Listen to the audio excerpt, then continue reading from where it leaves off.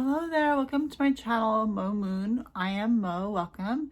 I am doing days 27, 28, and 29 of Neo-Pagan November. Shh, it's controversial. No, shh, it's taboo, controversial, and I think. So, shh, it's taboo, 27, controversial, 28, I think 29. So 3 days in one video.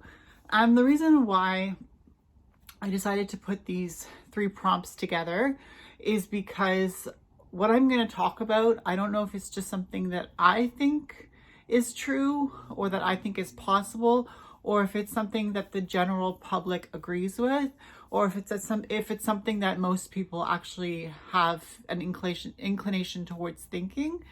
So anyways, Neo-Pagan November is a month-long challenge during the month of November started by Brittany, the Sunshine State Witch, here on YouTube. She's also on Instagram, and we're almost at the end of the challenge. And I thought that it's taboo and controversial kind of worked together for this topic that I'm going to talk about. And I can't really think of another topic that I could talk about that I would think would be taboo or controversial for myself. Besides the big topics that in the world today, like, sexual identification and gender and all that stuff, like what you want to call yourself. There's a lot of things that are taboo and controversial in this world, but I just thought that something that I have been dealing with a lot in my past 10 years has been something that has to do with my mental health. So I was diagnosed with a mental illness when I was 29 years old, and I was put on medication, and that medication helped me a lot to be able to accomplish a lot of the things in my life that I'm now grateful for, such as my education, my job, my driver's license, paying off my debt, building a solid foundation with my family members and my partner, building up a good reputation at the hospital. Things that I remember before I got my driver's license, before I was actually like stable on my medication, I remember thinking, how am I ever going to focus enough to pass a driving test, to actually drive? And so this medication that I took really helped me to focus and to come back to reality, because I was so disconnected from reality that I couldn't focus on things in everyday life that help us to survive and, to care for ourselves and be independent. So what I'm going to talk about that I think is taboo and controversial, and I don't think a lot of people want to talk about, is perhaps that medication is too often the solution for these problems. Like, now that I'm stable on my medication and my life has balanced out and I'm, successful, quote unquote, I asked my doctor one time, because I see a doctor regularly, since I take medication, I see a psychiatrist regularly. And I asked him if I'd be able to stop taking the medication. And he kind of implied that I probably never would be able to get off the medication. And I don't like people telling me that I can't do something. So there's been a few times during this journey, this mental health journey, that I've stopped taking my medication, and one of the most recent times actually ended me back into the hospital. So there's been a few times since then that I've stopped taking my medication for a little while, and I often get into a depression, or I just become too sensitive to energies around me, which leads me to talk about like psychic abilities, because one thing that I start to have happen to me when I stop taking my medication is I start to hear voices. Now, obviously, hearing voices can be equated to a mental illness, right?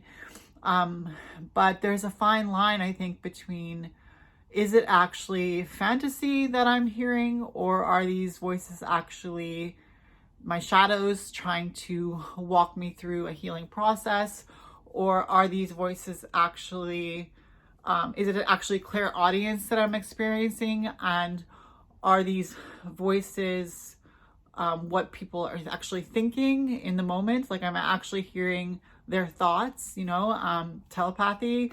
When you think about the spiritual gifts, clairaudience, which is hearing, clairvoyance, which is seeing, clairgustance, which is tasting, clairsentience, which is just knowing, clear knowing, all these clairs, right? And when you think about all these abilities, there's a fine line between, is it a gift or is it a curse?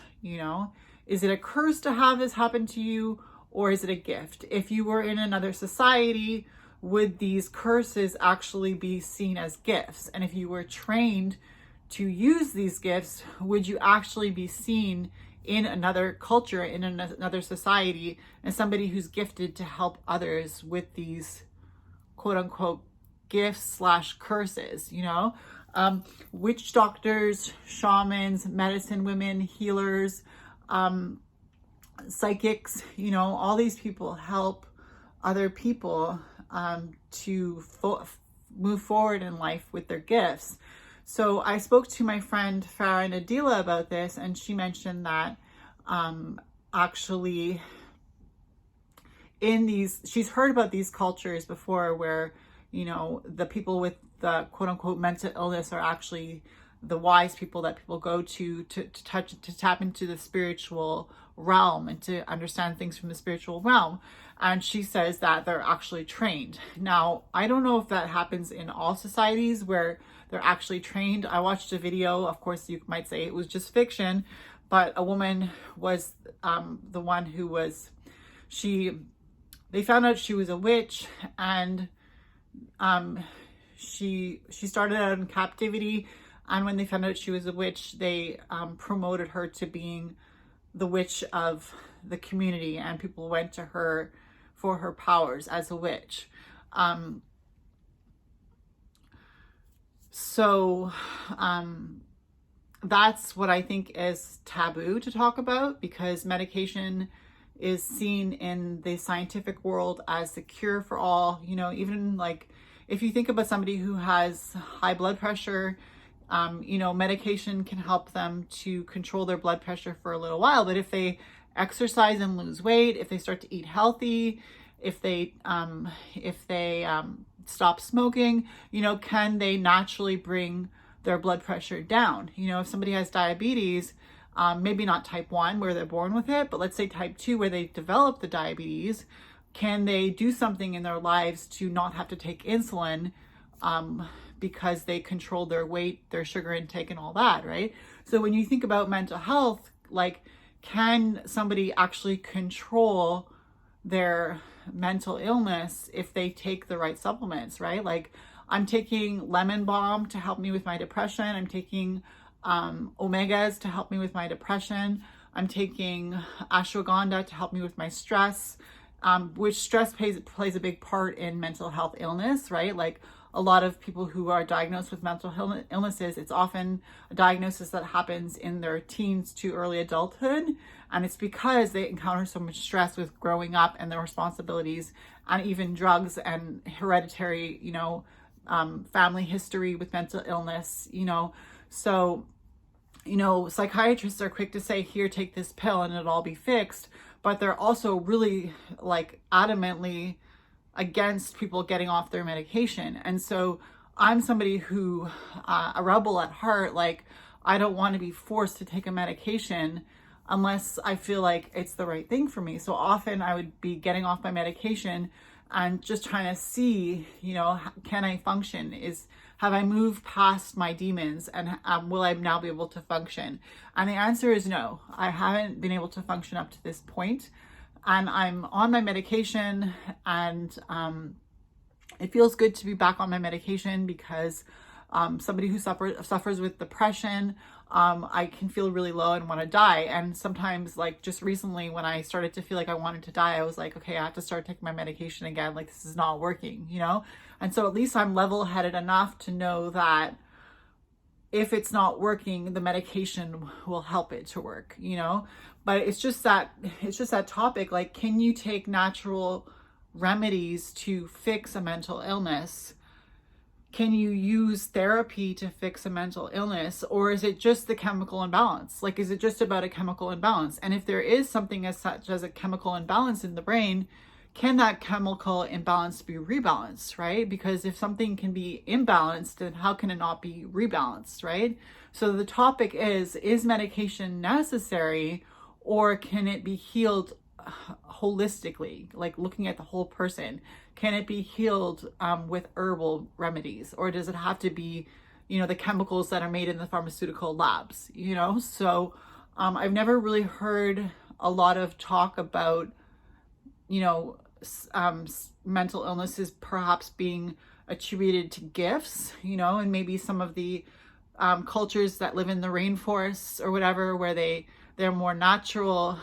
Maybe they look at their you know, mentally ill people in their culture, in their society, and they say this person is connected to a spiritual realm that we can't connect with. Let's go to this person for guidance, you know, instead of saying this person is sick, let's give him medication so that he doesn't act like this anymore. They say this person is you know, acting strange, but that's because that's part of their gift.